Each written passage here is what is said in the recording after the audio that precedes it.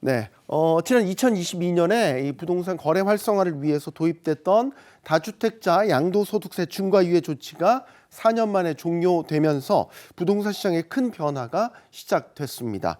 이제 조정 대상 지역에서 2주택자는 기본 세율의 20%포인트를, 3주택 이상은 30%포인트가 가산되는데요.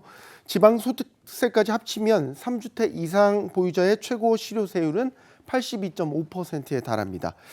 장기 보유 특별공제 혜택까지 사라지면서 실제 세부담은 훨씬 커질 전망인데요.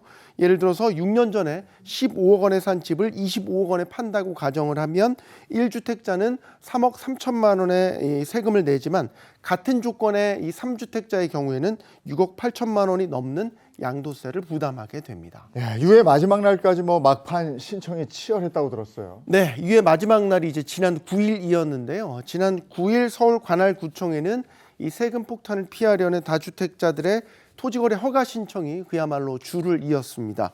이달 들어 서울의 하루 신청 건수가 1,000건에 육박할 정도였는데요. 그동안 가격을 놓고 줄다리기 하던 매수자들이 기한을 앞두고 거래를 서둘러 마무리한 겁니다. 실제로 서울 아파트 매물은 3월 최고점인 8만 건 수준에서 현재는 6만 6천여 건까지 줄어서 약 15%가 감소한 상태입니다.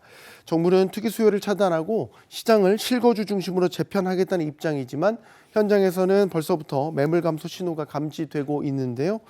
팔 사람들은 이미 대부분 매도를 했고 남은 다주택자들은 버티기에 들어가면서 거래 절벽 가능성도 제기되고 있습니다. 네, 그런데 이렇게 매물이 줄어들면 다시 집값이 오르거나 아니면 세입자의 부담이 더 커질 수도 있는 거 아닌가요? 네, 맞습니다. 가장 우려되는 점이 바로 그 지점인데요. 문재인 정부 당시에도 이 양도세 중과 이후에 매물이 잠기면서 오히려 집값 상승 압력이 커졌던 경험이 있습니다.